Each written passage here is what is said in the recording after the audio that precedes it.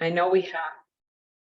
Good evening, everyone. I know that we have a lot of information to get through this evening, so I'm going to start right on time. My name is Terry Eichel, and I work with the Interreligious Eco-Justice Network, a faith-based environmental group in Connecticut. Together with Energize Connecticut, we are presenting all about heat pumps for religious communities. I would like to open first with IREJN's land acknowledgement statement.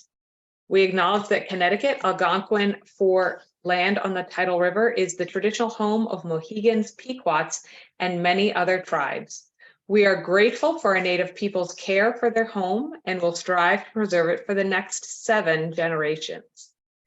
We are pleased to be able to offer Spanish interpretation for this webinar. We are joined by Camila Ospina as our interpreter, and I want to offer brief instructions on how to select Spanish as your language.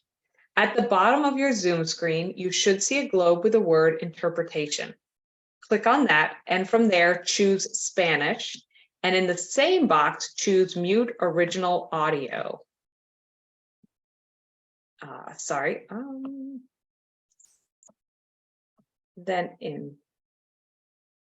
Por favor, recuerde seleccionar su lenguaje en el globo de la parte inferior de su pantalla para interpretación. Desde su celular, toque los 3 puntos y seleccione su lenguaje. I'd like to introduce Matt Corona. Matt works with Abode company? Energize CT. Energize Connecticut. This webinar is a continuation from earlier webinars this year, which have been focused on energy efficiency. For 2023, the Board of Directors for IREJN decided to focus on climate change with special attention to how climate change intersects with 2 other issues, one being energy justice and the other being food justice. So we've been offering these webinars for the past few months. And we focused on energy efficiency, and the people who have attended these past webinars indicated a lot of interest in heat pumps, and that's why we wanted to go more in depth on this topic tonight. So Matt works with Energize Connecticut.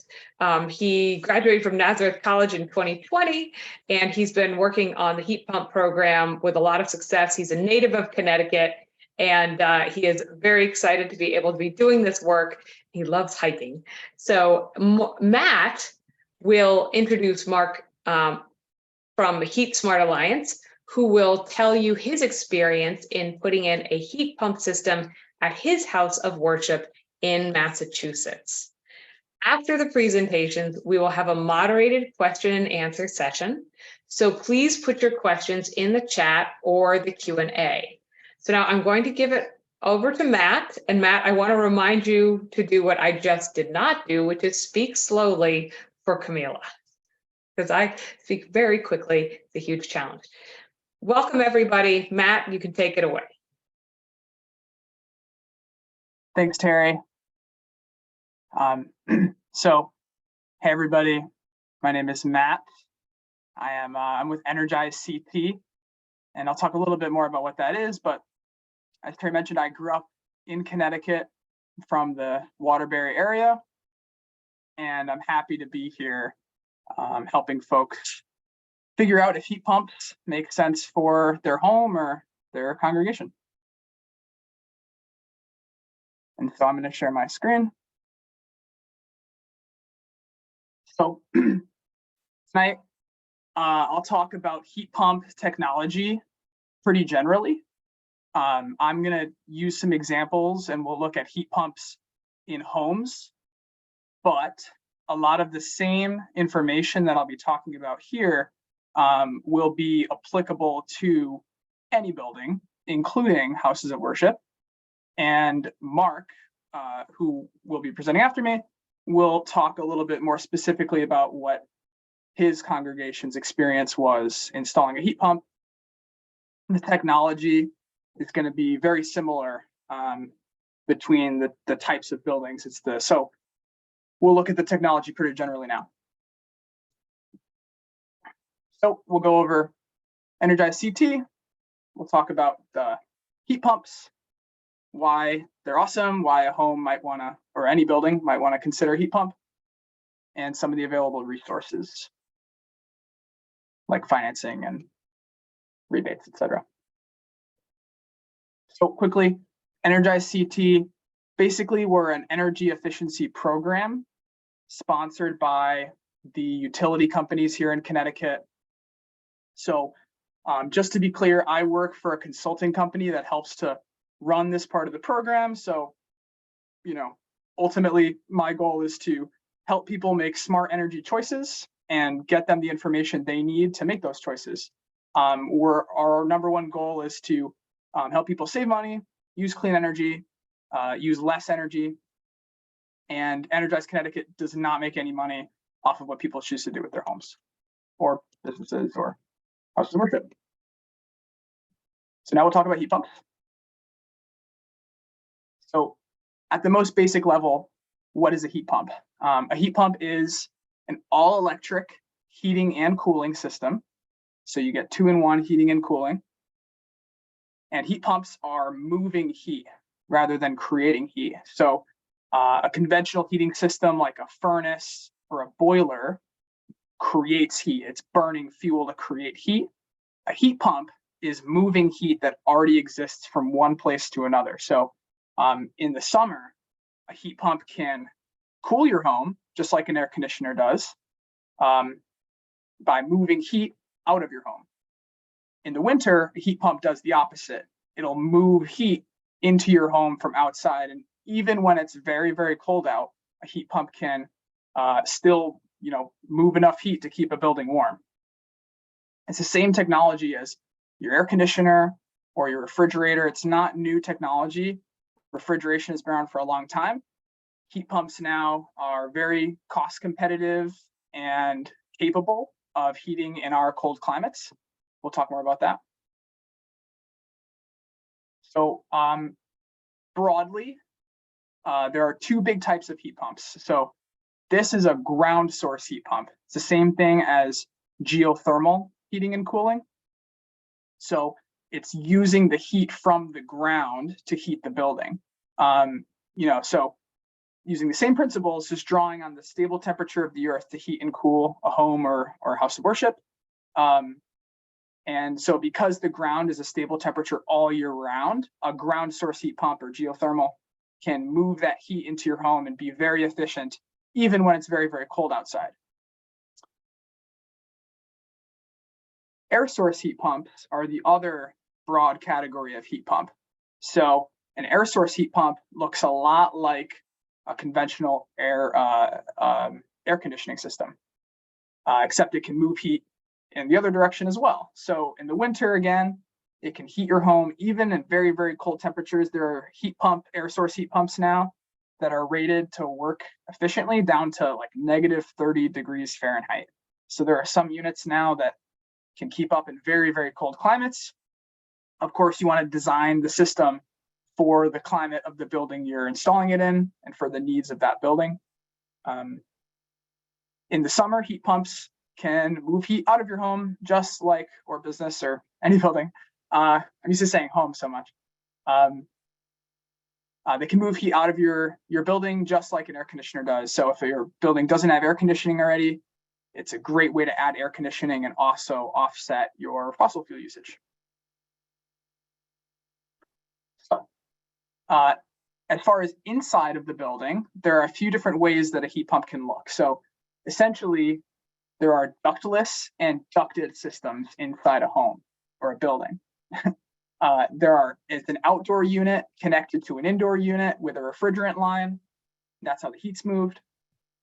And then it's just about how the heat is distributed on the inside. So effectively, the ductless unit on a wall, or we'll look at some other form factors, is the same thing as the ducted unit, just about how the heat is distributed. So for those ductless units, there are a few different form factors. These wall hung units are the most common. These floor-mounted units are gaining popularity because I think they look a little bit less conspicuous than the wall-hung units. These ceiling cassette units are great because you can hide the body of the unit in an unfinished space or between like floor joists. So if you have, the capability of adding those, it's a great way to add a heat pump without having as much aesthetic impact that the wall hung units have, which might be of more concern in a house of worship versus something like a home. There are also ducted units. So if you're working with a building that has ductwork already, chances are a heat pump can connect right to that ductwork and supply the building with heating and cooling that way. If you don't have ductwork, often a really effective way to serve small rooms in a building, like bedrooms, for example, in a home, if you have bedrooms upstairs, you can install a compact ducted unit, which can, with small runs of ductwork, serve more compact areas of a home that way. Or, in a house of worship, maybe, offices or areas of the building where there's not as much open space. So takeaways as far as design goes, interior wise, heat pumps are very versatile. So depending on the building you have, if you have more open areas where those ductless units can do a really good job, where air can circulate around, versus where you have small compact rooms or existing ductwork, heat pump can basically meet the needs of that building in one way or another. So a lot of versatility. There's a lot of different ways to design the systems and cater to pretty much any building type out there. Okay, so now we'll talk about why would you think about a heat pump? Number one is you get heating and cooling in one system, which is nice. And we'll look at this in more detail now, but compared to a lot of other heating options, heating fuels, heat pumps are cheaper to operate and they have lower carbon emissions attached to their use. So this graph is using information from an example 1,500 square foot building and comparing the amount of energy and cost it would take to heat that building. So this is going to be different numbers for every type of building out there, every size of building, but the trends should hold true in terms of cost. So what we're looking at here is there's a temperature scale here along the bottom, and this gray area in the back here shows us on average how many hours we get in our heating season at the temperatures along the bottom. So here in Connecticut, actually this is using Hartford's weather data, more than 80% of our heating hours are above 32 degrees Fahrenheit. So we get a lot of heating hours where it's cold enough to need heating, but it's not our most intense heating hours. And so that's when heat pumps are most cost effective. And you can see here that, the yellow line is electric resistance heating. That's like electric baseboard, traditional electric heat. Then there's propane. Here's this purple line, and oil. And heat pump, air source heat pumps at least, are this green line. So you can see here that they're cheaper to use than most other fuels in the warmer parts of the year. As it gets colder, air source heat pumps, because they're moving heat from the outside air, when it's colder outside, they have to work harder. So their electric usage goes up just slightly. And so compared to oil, they're a little bit more expensive than oil on the coldest times of the year, but we get relatively few hours at those times. And when you average it out, they're basically, air source heat pumps are cheaper than anything except for natural gas. Ground source heat pumps, geothermal, are the cheapest thing to use for heating. They are more expensive to install up front though. And just to be transparent, we're using the last 3 years average energy cost for these graphs. So you'll see the inputs up here on the right. Those are the averages of the last 3 years of those different fuel costs here in Connecticut. So the same information that filled up that last graph, we use to calculate the carbon emissions attached to heat pumps. And so you can see here that even where natural gas was very inexpensive to use, it is still very expensive in terms of carbon emissions. So you can see heat pumps are far and away the least carbon intensive, even when you account for the generation of the electricity in our New England grid mix. So it's a great way, really impactful way to reduce your carbon emissions for any building. So a couple things that we always recommend for a building is to insulate and air seal before you're looking at any heating system. Really, for any building, it's a great opportunity to improve the energy efficiency of the building by, reducing the amount of heat your building needs to stay warm. You can insulate and air seal. You could even downsize the size of heat pump the building would need to stay warm, which could save you some money on the installation cost too. So we always recommend looking at insulation and air sealing first. Home Energy Solutions is a program for homes to have an energy assessment where they'll look at sort of all these factors and determine if it would make sense to add some insulation. And we'll talk more about that in a little bit. There's a similar program available for commercial buildings, which we'll talk about. I don't have a slide on it, but I'll mention it. So important thing to think about when looking at a heat pump is your goals and motivations. There's a lot of good reasons to look at a heat pump for a building. You want to kind of figure out what's most important to you, and relaying that to a contractor is really going to help you get the equipment that's going to match your goals and expectations, and you're going to get the system that is best matched for the building. So with a heat pump, you don't have to remove your pre-existing heating system. If the building has ductwork, sometimes you can add a heat pump right on to the existing furnace and use it to offset some of the fossil fuel usage and use the heat pump for some heating and mostly cooling. You can also install a heat pump to entirely replace your heating system if you wanted. So I guess for any building, you would want to think about what is the expected life of your existing equipment.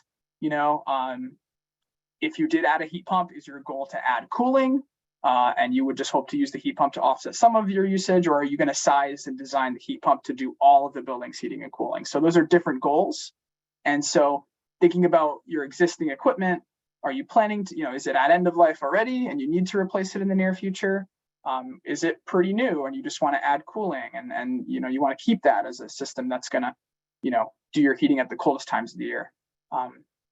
With a heat pump, you can integrate it with existing equipment so that they can basically work together. They don't compete with one another, and that you can get the most out of the heat pump and have a defined point where that system will switch over to the legacy heating equipment. So a few different ways to integrate those and set those controls up when you have, if you decide to keep your pre-existing equipment.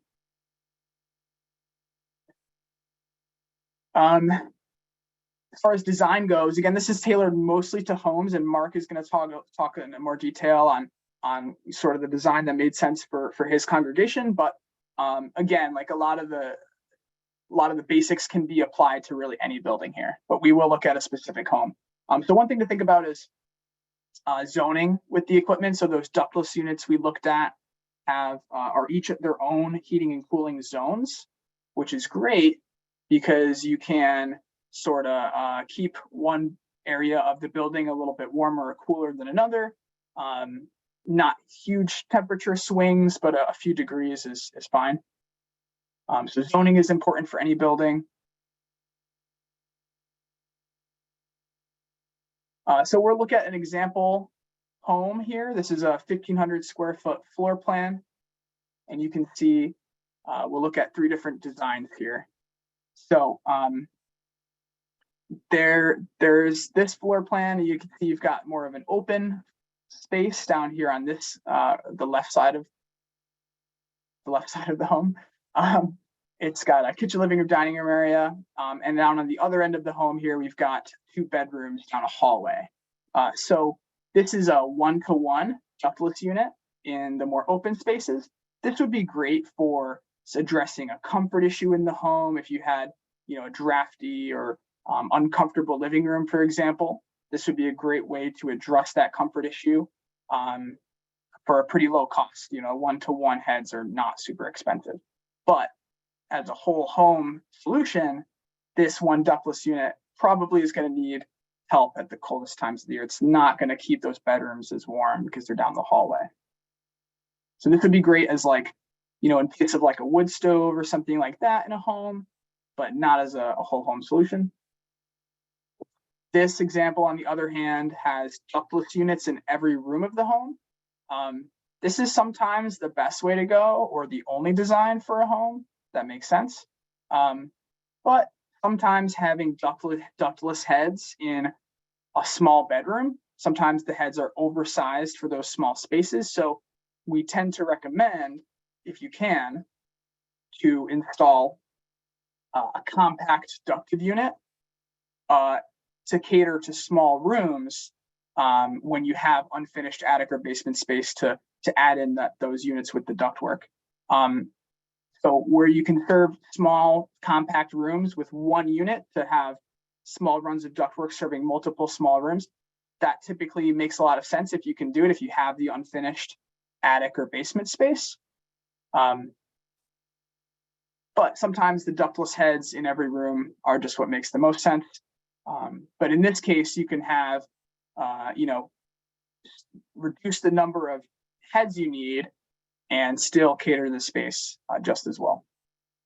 And actually, this is a better design system because it's not going to be oversized. Okay, now we'll talk a little bit about operational guidance with the heat pump because they do work a little bit differently than a conventional heating system. So some user tips, always, recommend insulating and air sealing as we mentioned earlier before installing anything, especially heat pump. And, like we looked at, compared to most other fuels, heat pumps are very cost effective to use. So you should use them as much as you can, especially if you're on something like propane or electric resistance heating right now. They'll save you a lot of money. So a couple of things on settings. We recommend to set it and forget it. Basically, for folks who do setback temperatures with their existing heating equipment, like some folks turn their temperature of their thermostat down at night and then turn it back up in the morning. You should not do that with a heat pump. With a heat pump, it's going to run more efficiently, meaning it'll cost you less money to run if you just leave it at a temperature and don't adjust it more than a few degrees at a time. They just take a lot of energy to make those big the temperature jumps in the morning. So if you can avoid those setbacks, please do that. If you you're on vacation, go ahead, turn it down. That's great. But on a daily basis, it's going to hurt the performance of the system. Set it for comfort. So the heat pump will use the thermostat a little bit differently than a conventional heating system. So, if it felt comfortable at 70 with your old system, and now you're installing heat pump and 70 doesn't feel as comfortable, just bump it up a couple degrees. The number doesn't really matter as much. So, set it at a temperature that feels comfortable to you. And avoid using auto mode. So auto mode is when the system will automatically switch between heating and cooling mode. That sounds great, but actually in the shoulder seasons when, it might be 75 in the daytime and 45 at night, in our season, the system will end up sort of fighting fighting itself between day and night by switching between heating and cooling. So it's actually more efficient to just, when it comes for heating season, flip it in heating mode. When it's cooling season, flip it in cooling mode.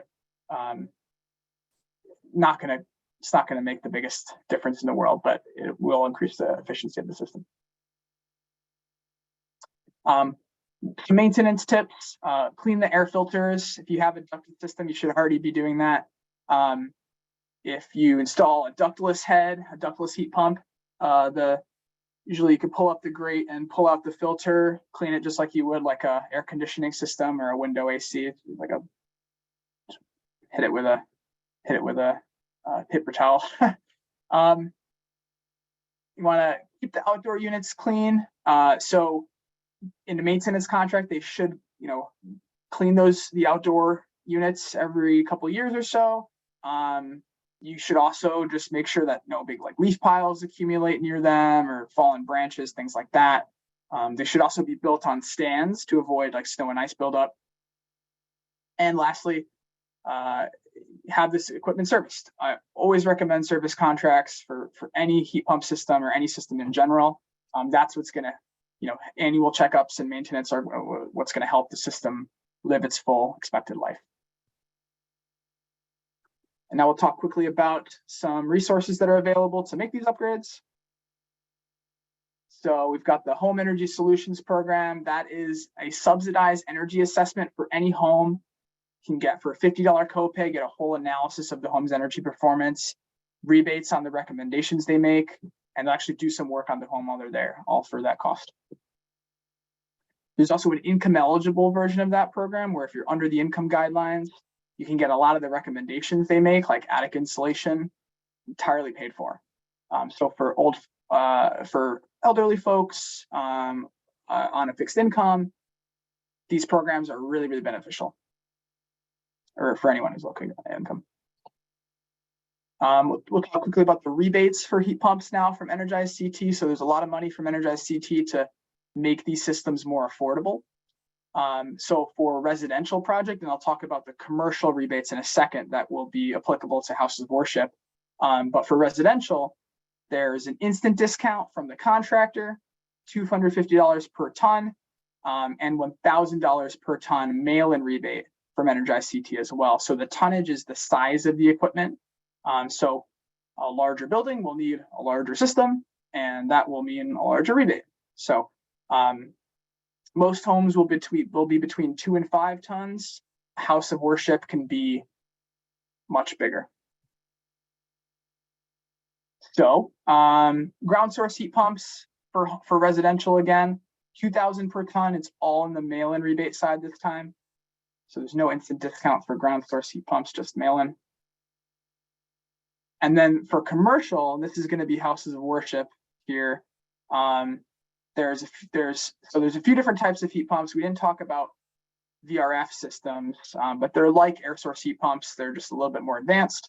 For each of these types of systems, there's the $250 instant discount, except for ground source, and then there's quite a lot of money for air source, VRF, and ground source heat pumps. So this amounts to quite a lot of money when we're looking at a bigger building, like a commercial building. So I'm not sure how many folks are on that, are building managers of houses of worship or anything like that. But if you could think about the tonnage of your existing equipment, it's a little bit different than for heat pumps, but it's ends up being a lot of money. So there's a few, these loan products are for residential projects. So I'm not gonna touch on these too much. There's a loan as low as 0.99% interest for a residential project through Energize CT. And there's also like our Smart E-loan is like our catch-all loan for energy projects. So I'm gonna skip by some of the details here to give Mark some more time. But just know that there's financing options. And lastly, we didn't talk much about water heating. We talked about space heating your air, but for water heating, there are heat pumps that do hot water as well for domestic hot water. So, same idea for a house of worship. There are heat pumps with water tanks that use sort of like the utility space, the basement or whatever, air to heat the hot water, and can actually dehumidify a basement or utility room, which is cool. They're the cheapest way to heat hot water, which is really cool as well. For a ground source system, it can draw the heat from that ground loop, which is awesome. For an air source system, it's got its own, that's where it uses that basement air. So whether you're doing air source or ground source, there's a way to do the hot water as well. And one thing I'll offer, this is mostly for residential, but we do commercial consultations as well for people, houses of worship that want to get some, additional information, and we can talk through the specifics about the building and what might make sense, and talk through the existing systems and how they might integrate or be replaced by a heat pump.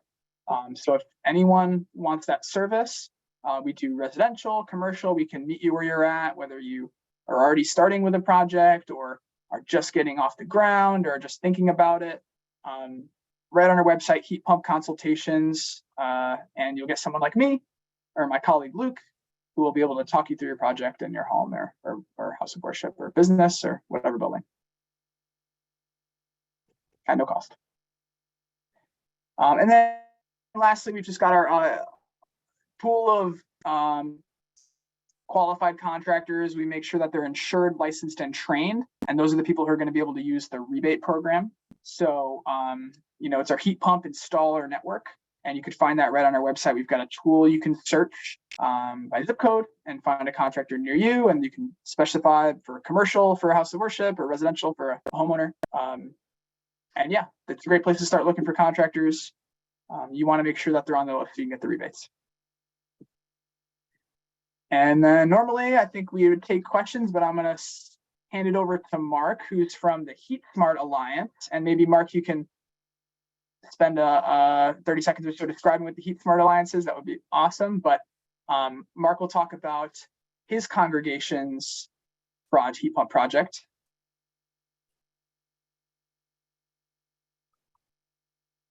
Okay. Can everybody see my screen? I hope.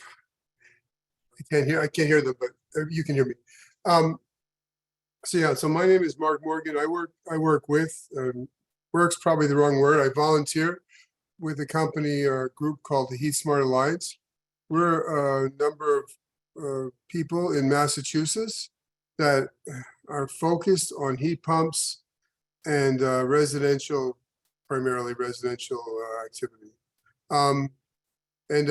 So I'm a coach for people in Massachusetts for their residents, and we do everything free, and we have no alliance with contractors or anything like that. We don't get paid any money.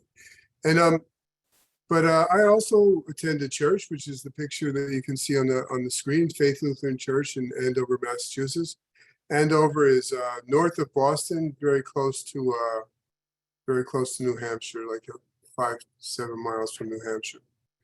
And I was working in our church, and we were looking at different issues with our heat pumps, and so I kind of volunteered my activity to help out with that. So I'm going to, I guess I'll push it to presentation mode. So our church facility is a 1970 church facility. Currently about 6,000 square feet. It's undergone a couple of renovations in the last 50 years with 2,400 square foot sanctuary. So it's not a huge church. It's a modern church compared to some of the older churches that are made of stones and, big windows and everything like that. We were originally in 1970, all electric baseboard was the thing to do. So it's, you've all seen them, but it was all around in every room in the church, we had electric baseboards. We added heat pumps to classrooms in 2012 and to the sanctuary in 2019. So that was just done through renovations, expansions. And when we had to make a decision about how we had to heat the area, we went with heat pumps. I'm talk a little bit more about that, but in general, the heat pumps give us not only heating, but cooling. And heat pumps are much more cost effective than electric baseboard. If you looked at what Matt was saying before, heat pumps will cost half or less than half in terms of the operating costs per BTU. We still have baseboard in other parts of the facility, and that's mainly due to the fact that we're limited on capital costs. So we do it project by project. I would say we're thinking of adding heat pumps to the rest of the area. Current congregation, as most of us know, dropped a bit over the COVID problems, about 350 active members. Sanctuary, so we have 3 external Fujitsu units. So Fujitsu is one of the major suppliers of heat pumps, and these are ductless mini split systems. So we have 3 external Fujitsu systems with 5 internal heads. So two of the systems have 2 heads, and one of the systems has 1 head. And total capacity is 7.8 tons. So that's a 2,400 square foot sanctuary. That would be a lot of tons if it was for your house. But the thing is, the sanctuary has a tall ceiling, as you'll see in the next pictures, and so it tends to use more heat. Classrooms are, typical modern classrooms. We each have one unit, one external unit and one internal unit for each classroom, with a total capacity of 4.5 tons. So to operate the whole church, we would need more than that. So another couple of tons of capacity. Just to what Matt was saying. This is a picture of our facility. This is the sanctuary. Again, we typically hold 350 people. 350 people attend regularly, 2 services, maybe 100 or 200 if we're really squeezing in the church. And you can see we have like 20-foot high ceilings. We have ceiling fans, which I'm going to talk about a little bit. And then we have wall units, which I'm going to show, which are over here. So if you look over on the bottom left, you can see the pews in there. So the windows, and right above the windows are these wall units that Matt was talking about, right? And we have 5 of them in the sanctuary. And these are the classrooms. We have the movable walls. You've all seen this kind of stuff where you can make it into 1 room or 3 rooms. And each room has a mini split above the window. So that's why we have it configured in our church. And like I said, it's been that way for a couple of years. I have to talk a second about the coronavirus, because coronavirus it was really what pulled me into the whole situation. The coronavirus led us, we shut down and we had to reevaluate the air quality, indoor air quality, and determine when it was safe to enter. We got a consultant and talked to us about many different things, but we came up with the final solution is to use our mini splits and use our fans as a way of improving the quality of the air. And the way that works is you can retrofit, or you can even buy new ones, where they put in UV strips into the heat pumps. So they emit UV light, particularly something called UVB, which is a particular wavelength. And this is the same thing that they use in doctor's office, dentists, hospitals, and getting more and more use. The UV strips, whenever the air goes past the UV strips, any bacteria or virus that's in the air gets destroyed. So the key is you have to have enough airflow to handle that. We also got new ceiling fans, which had the UV protection also. And between the two, we feel very safe in terms of circulating the air in the sanctuary. I mean, we still did other things like wearing masks and things like that. But so that's where I got involved in. I was the chairman of the group to try to figure out how to reopen our church. But we had to try to understand how the heat pumps were working and how to make them work properly. We're a relatively small church. We don't have a paid position to take care of all of the maintenance and operations of the church. We just have people who volunteer. So when you think of heat pump operation in any facility or in your home or in a church, you think of comfort, safety, cost, and particularly in churches, I would say ownership. So comfort is a big issue in a church. If you can imagine, we have these wall units, which are a little bit different. They blow out air. And so the hot air in the winter is kind of localized until it spreads throughout the church. So there can be some stratification. There can be some places where there's cold air or colder air and warmer air. And, it's impossible to please everybody, because some people, they're colder all the time and some people don't mind the cold. It's just human whatever behavior or sensing or whatever it is. So you have to try to do the best you can. The fans were a great help in this. Because we have high ceilings, you tend to get a lot of stratification. The air raises to the top of the room, but the fans mix it back up and make the air pretty much the same temperature everywhere. And I would say in any kind of design like our church or a similar one, the ceiling fans are a great tool. Safety, I mean, I was talking a little bit about the UV strips. That was a critical thing. And everything, the cost is dependent on every facility indirectly, or I mean specifically. But as Matt said, when you're considering a new system, with all the incentives that we have in the Northeast, the systems are very competitive with other measures. And the operating cost, as he said, depends on the fuel that you're using now. And we were using electricity. And just to say out loud, electrical baseboard heating is like 100% efficiency, 1 BTU out for 1 BTU in. But the heat pumps can be 250 or even greater percent efficiency. So you're really ending up using like half the electricity. Ownership is a critical issue in the congregation. You know, we had to decide who has the strategy and who operates it. You can imagine that we have these controls and people want to adjust them because one person's feeling cold and one person's feeling hot. So you have to kind of like work through that issue of ownership and a plan. And it took a long time. It took a while of trying things and making sure that everybody was comfortable and everybody, and we had it take care of. I would say that we most successful in the last few months. So it took a couple of years before we were feeling pretty comfortable with it. But maybe you could get it quicker. So this is some operational issues. As Matt said, we set the controls.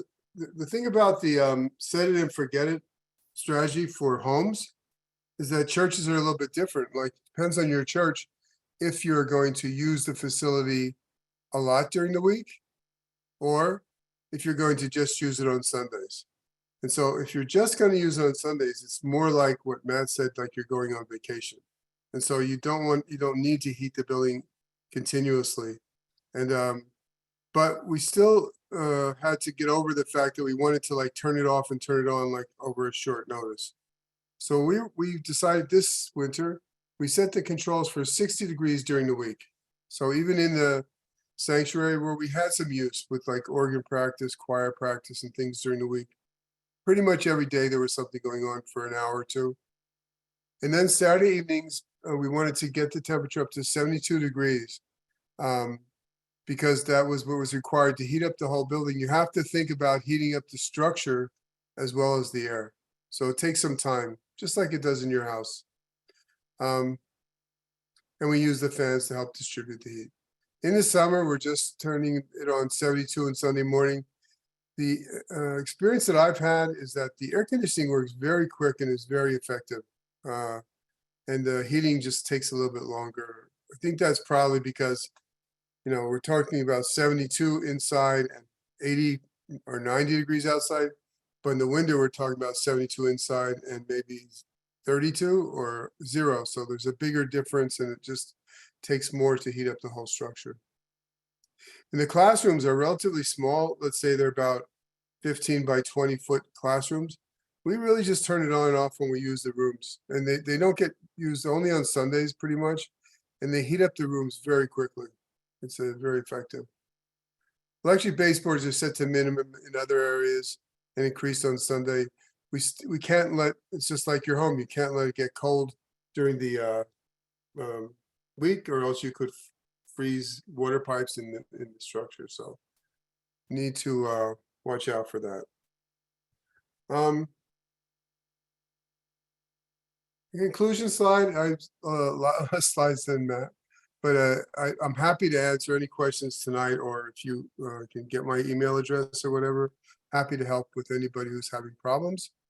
We're happy with our heat pump systems in terms of comfort and air quality. And everybody, I have to say, everybody's very happy with the UVB stuff that we did because they really feel that they're safer there than in many other places. It took work to control them, and the patience from our congregation, they were very patient with us, even though some people were freezing to death or, you know, like just really uncomfortable. And as we learned how to operate them better, they can be used to improve air quality, as I said, and we are considering how to further improve our energy use and costs. We work with a group that's like your group. It's called Massachusetts Interfaith Power and Light, and they did a audit at our church, and we're in the phase of evaluating the audit and thinking about how we can better weatherize and look at other electrification issues. Because as a church, we also have an issue with environmental sustainability, that we want to, you know, do what's right with our environment, and the more we can electrify, the less our carbon footprint will be. Thank you so much, Mark and Matt. And Mark, that was actually a really good segue, because I know there are people on this webinar, we're based in Connecticut. A lot of our, rebates and incentive information is specific to Connecticut. However, as Mark mentioned, we are part of the Interfaith Power and Light family. It's a national organization with state chapters. There is one there's one in Massachusetts Interfaith Power and Light. There's a Delaware Interfaith Power and Light, a California Interfaith Power and Light, Virginia. Those are some of the states that I saw where people had registered. So your Interfaith Power and Light chapter can be very helpful in helping you find those state programs and good contractors. And also there will be federal money coming from both the Infrastructure Act and the Inflation Reduction Act. They're definitely expanding rebates and incentives for this type of work for nonprofits and houses of worship and individuals. So not all of that information has been released. The federal government is releasing it sort of over a period of time, but it will be there. There is additional financing. So I had a couple questions. People have a few questions in the, let's see if it's in the Q&A. So someone asked about, there was someone answered.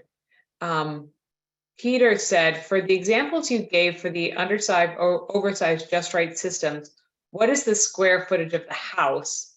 And do you have a cost per square foot for the Just Right size system? And I had sort of a similar question, sort of, seeing the 2,000 rebate per ton. What is that cost for sort of the typical house or house of worship? Yeah. So it's a lot more predictable in a house, and even in a house, it's really hard to say what the costs are going to be. So what we see on average for homes before any of the rebates is about $6,000 per ton of equipment.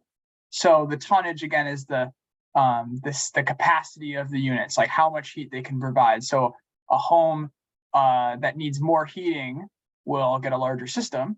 And that's going to be based on the size of the building, but also how efficient that building is. So how well insulated and sealed it is. And if you think about it like a really, a home built in 1800s that hasn't added insulation and air been sealed over the years is going to need more heat than a home that was built in like 2007. So, that heat, a contractor should calculate how much heat the building needs and size the equipment based off of that. Most homes are going to be between, 2 and 5 tons of heating approximately. So that, for an average home, you'd expect to see somewhere between like $15,000 and $25,000 is the typical cost for a heat pump. That'll vary based on the design even, ductless units are typically less expensive than adding ductwork. So it all does vary based on the construction of the home and sort of like, do you have ductwork or not? Are you adding ductwork? Are you just going to go with ductless units? So lots of variables, and ground source heat pumps are more expensive. So that's a huge variable as well. For houses of worship, the costs are even more variable because you can be working with like a home-sized building, or you can be working with a massive cathedral, right? So it's kind of, I would say scales with the size of the building pretty reasonably, and how much heating the building needs. So great, thank you. Yeah, that's helpful. That's exactly what I was looking for. So Tom asked, how do federal IRA incentives work with the Energize CT incentives for residents? And Matt said right now, from the IRA, there is a 30% tax credit capped at $2,000 for residences. There will be some additional income-based incentives that are not available quite yet, expected in early 2024. And I actually wanted to say one of the things we have been talking about is this new federal program for nonprofits called Renewing America's Nonprofits. And that is a grant program. It's pilot, so it will be competitive. but they will be giving out grants of up to $200,000 for energy efficiency measures. And so, yeah, Mark was like, ooh, I saw a look on your face. It's a lot of money, and a heat pump project would definitely qualify. And they're looking for large projects. They're not looking to give out $50,000 grants. They said the average grant will be 150, but up to 200. So houses of worship do qualify. One of the things that will make Connecticut projects fairly competitive is the fact that the federal government likes to leverage their federal money against other sources of funding, which are rebates and incentives will qualify.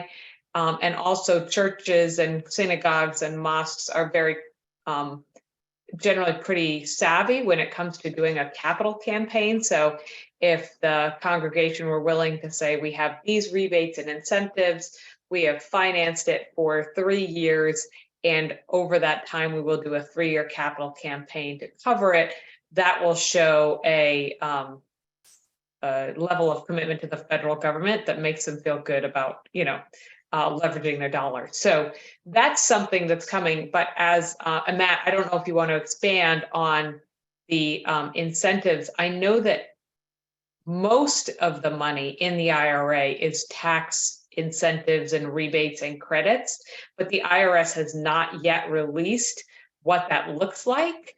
But it will be, it should be significant. Yeah, so on the residential side, what's available today again is that 30% tax credit capped at $2,000. So most residential projects are going to be, it's going to hit the $2,000 cap. There are some income-based incentives that are not going to be available until probably next year. Those are going to be administered at the state level, so the states have to come out with all the rules on like how that's going to work. So if you're, if you think you might be income eligible, you can go online and find the HUD income guidelines. I can send a link for that in the chat after this. But those are things you could, might make sense to wait for if you think you're income eligible for those income-based programs.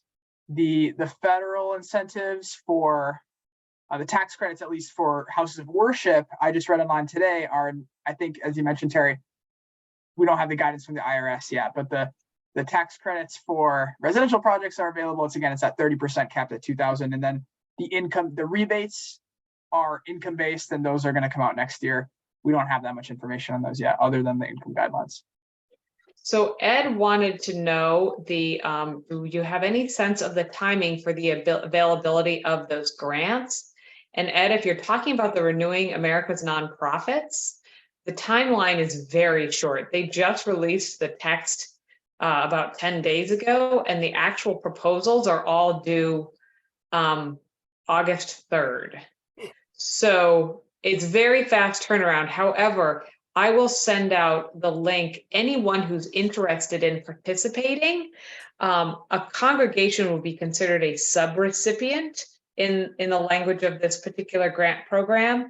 And there's a link where actually you can sign up just as a subrecipient to get yourself listed as someone who's interested. It doesn't actually commit you to doing anything yet, but it gets you in the list as a potential project. What I am doing right now as the ED for IREJN is working to identify who the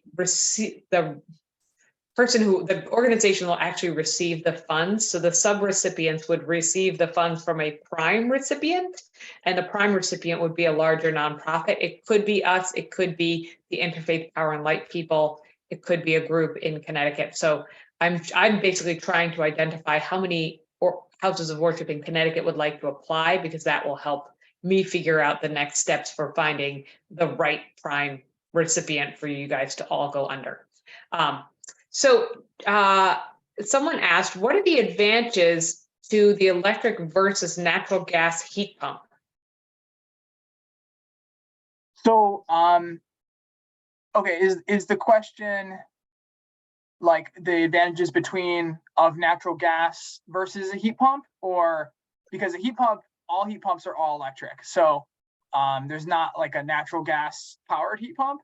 But you can, if you had, you can do a dual fuel system and have natural gas and a heat pump. They're technically separate systems, but they can be integrated to work together.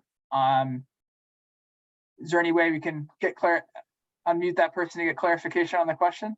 Yeah, if the person who typed that question wanted to add a little bit more clarification, I will say that at my house, we bought a house in Preston that was actually in foreclosure, so it was a little bit of a money pit. But we didn't have any heat upstairs, it had no cooling, and so what we did was we put in a heat pump system just in the upstairs, and it heats the upstairs and provides a nice heat seal, and it also cools the whole place. And I have to say that's been a phenomenal decision. And then to sort of help offset, we also put in solar panels.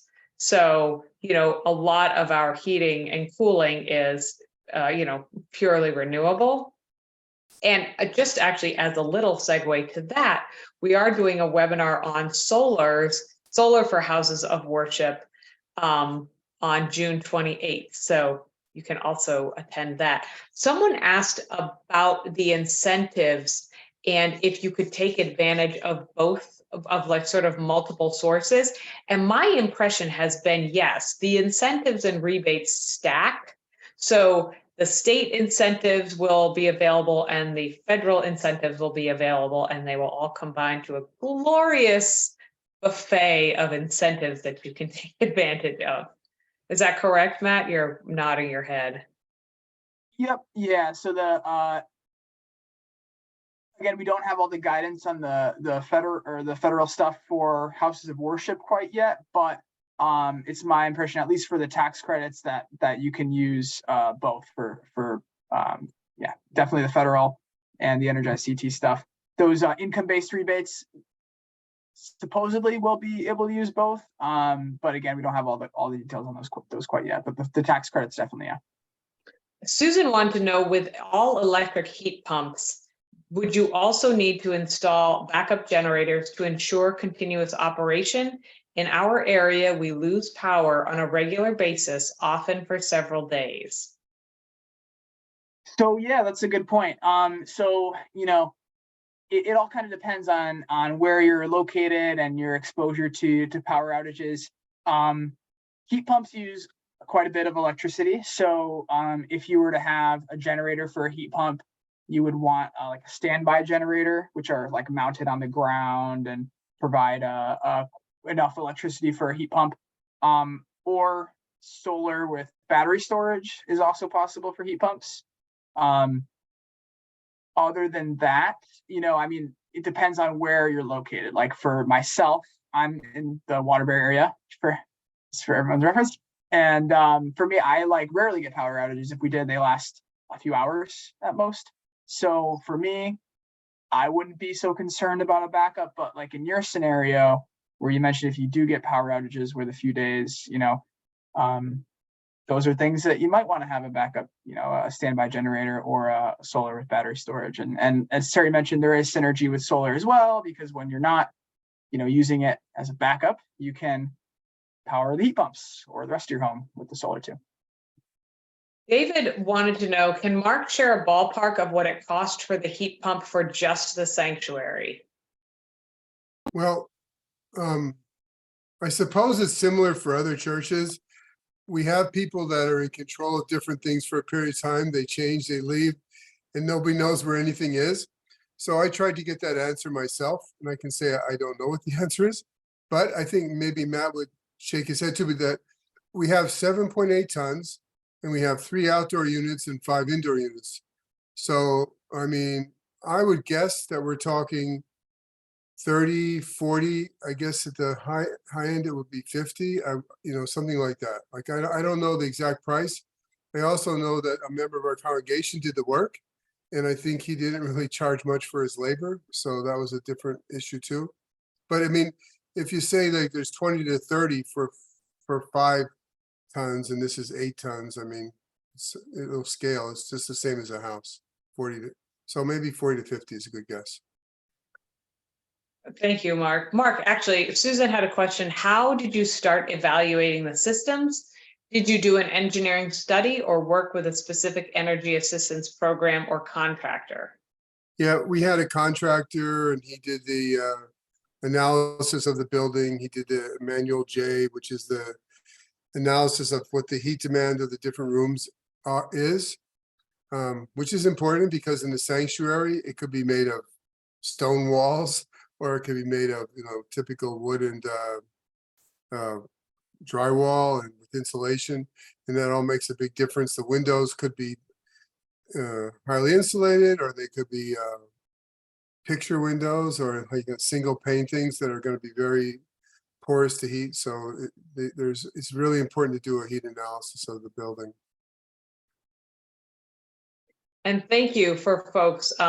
That's another great segue, is that the Small Business Energy Advantage Program is a great program that we have here in Connecticut. And obviously it's a great first step for doing heat pumps. You want to reduce your energy usage as much as possible because you don't want to pay for a larger size system than you would need. If you reduce your energy use and become more energy efficient, then you don't need quite as large a system. The other thing I want to let you know about is the Micro Business Energy Advantage Program, which I've talked about in past webinars, but it is a subset of the small business program. And essentially it is for any business that uses under a certain amount of power per year. And Matt, I think it's 100,000 kilowatt hours per year from Eversource. UI does a slightly different assessment, but it breaks down to the same thing. And congregations generally pretty much always qualify. And what that means is they will rebate instantly up to 80% of your project with a total project cost of $20,000. And so we have an Episcopal church in Cheshire that is taking advantage of this. They have a $20,000 project. $16,000 was immediately rebated, and they're going to pay, all they have left is $4,000 to pay for that particular project. So that's another benefit of the SBEA program. And that money last year, it was a new program, I believe in 2022. The funds ran out by early fall. So if you haven't yet scheduled your SBEA assessment, definitely do that. So if you qualify, which you likely do, you can take advantage of that. So okay, let's see here. Any other questions? Is there a way I can send that link the link to the SBEA program in the chat? Is there a way to do that? I will send it out in a follow-up email to everyone who has registered, along with the recording for this. And actually, Mark and Matt, if you don't mind, can I share your slides as PDFs on our website? Sure, as long as you credit it to the Faith Lutheran Church and the Heat Smart Alliance. And Yeah. And as long as you give me copies too. I'm interested in a lot of the stuff you're talking about, Okay. especially the incentives and everything for. Sure. So yeah, no, it's great. And Matt, are we allowed to share your slides as PDFs? Do you have to check with Energy ICT? Let me check, but tentatively, yeah. Okay, great. I know it's all been appropriately branded, so that's terrific. Great. So yes, folks, you'll have all this information. I follow up with everything. I actually wanted to let you know also the environmental justice bill that a lot of us have been working on passed both the Senate and the House, and it's now on its way to the governor's desk for signage. So hopefully, I anticipate that. So that's great work on that. Let me see, do I have any other?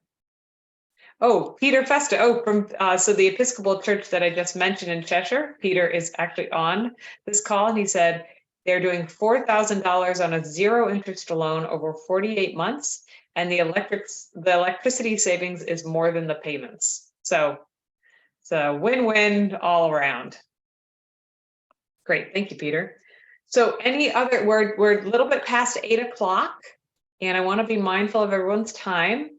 But if there aren't any other questions, we can be done for this evening. Terry, I had a point. I don't know how closely you work with Mass IPL, but a couple months ago, they did have a webinar on houses of worship that were installing solar panels, and they had some Oh, people nice. talk about who had done it. And who Oh, were- great. Who had done it and who were doing it. They were in the middle of the project, and one group who had already finished. So, That's great.